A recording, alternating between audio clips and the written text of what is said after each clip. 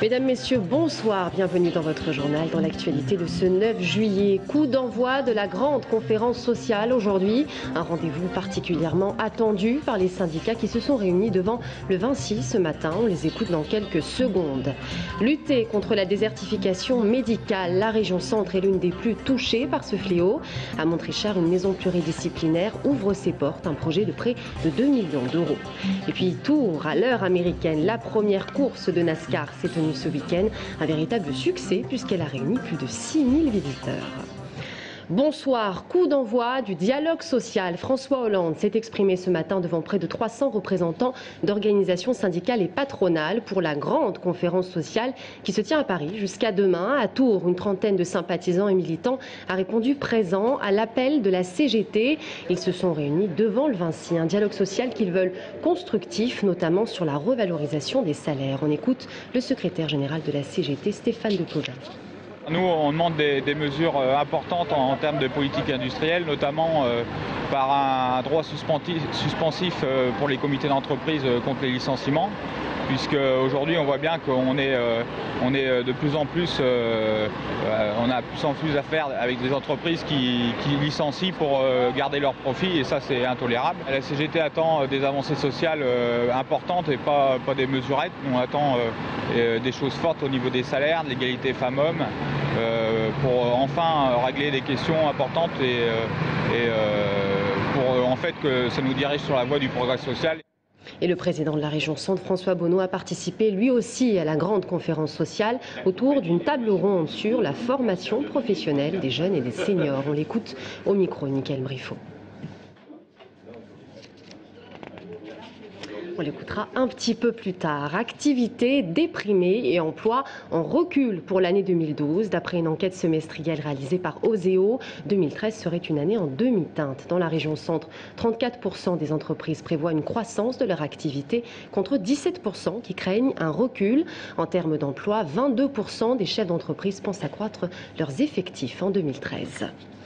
Accident dramatique ce matin sur le périphérique de Joué-les-Tours. Le conducteur d'une ambulance privée de Sainte-Maure-de-Touraine aurait perdu le contrôle de sa voiture. Un homme de 66 ans est décédé, une ambulancière sérieusement blessée. Une enquête a été ouverte pour déterminer les circonstances du drame. D'après les premiers éléments, le conducteur n'était pas sous l'emprise de drogue ou d'alcool et n'aurait pas fait d'excès de vitesse. La thèse de la défaillance technique semble privilégiée pour le moment. Un examen technique du véhicule aura lieu ces prochains jours.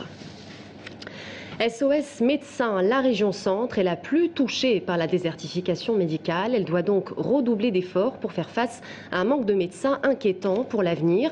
Ce week-end, le président de la région centre, François Bonneau, a inauguré la maison de santé pluridisciplinaire de Montrichard dans le Loir-et-Cher, l'une des plus importantes de la région. Un projet de près de 2 millions d'euros. Mickaël Briffaut. Dans ces locaux tout neufs, 17 professionnels de santé sont réunis sous un même toit. En plus de répondre aux besoins d'une population rurale et vieillissante, le but de cette maison de santé pluridisciplinaire, c'est attirer des jeunes remplaçants pour les médecins proches de la retraite. La relève, elle se fait attendre, hein, de toute façon. Et puis les futurs médecins, les jeunes, là, sont a priori partisans de travailler en commun, pour avoir surtout des plages horaires plus souples. Mais le médecin reste pessimiste, il n'a toujours pas trouvé de successeur. Pourtant, ces locaux qui ont coûté 1 900 000 € permettent aux différents soignants de mutualiser les contraintes liées aux urgences. Et ce travail en équipe peut être le petit plus qui fait la différence. C'est attractif pour des jeunes professionnels, puisque nous, on vient de faire l'expérience avec Madame Gagnère, ma collègue, de recruter une jeune professionnelle que l'on recherchait depuis plusieurs années. Et donc nous serons 3 orthophonistes au mois de septembre. Une jeune orthophoniste diplômée va venir travailler avec nous. Le maire de la commune, lui-même médecin, a rêvé de ce projet depuis 2004. Car pour lui, lutter contre la désertification médicale, c'est une des clés pour éviter que sa commune ne se vide de ses habitants. C'est au même titre que d'avoir un bureau de poste, que d'avoir une épicerie, que d'avoir des commerces dans les communes. Ça permet aussi aux gens de trouver que la commune est intéressante et jolie et agréable à vivre et qu'on leur propose certaines choses. Il y a des gens qui travaillent sur Tours et qui habitent chez nous. Mais pour qu'ils viennent chez nous, il faut aussi qu'ils trouvent des services sur place. Et la médecine en fait partie. D'ici 2 ans, la région Centre souhaite développer 50 maisons de santé pluridisciplinaires comme celle-ci. Pour le moment, 37 sont déjà réalisées ou en cours de réalisation. Un millier de bikers ont défilé dans les rues de Tours hier. Ils ont tracé un joli parcours en moto du parc des expositions de Tours jusqu'au A à l'avant de se réunir au Country Bike Rock Festival. Je vous propose d'écouter un des participants.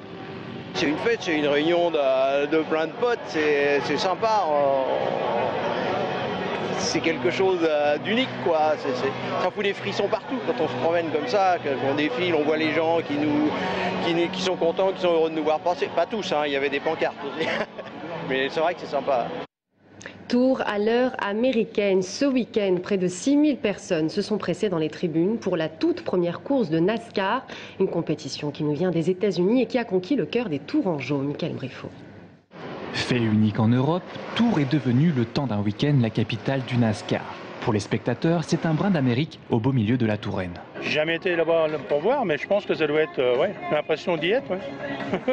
Ouais. Oui, c'est vraiment assez ressemblant, les accidents aussi, le stress aussi, l'ambiance, c'était vraiment beaucoup. C'était bien. Mais si cette ambiance américaine a permis au pilote tourangeau de remporter la première manche, il n'a pas pu confirmer son exploit en finale Open le dimanche.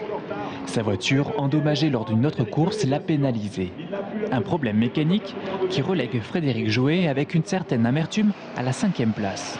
Mécaniquement, oui, c'est sûr que c'est plus dur à encaisser parce que bon, on n'y est pour rien.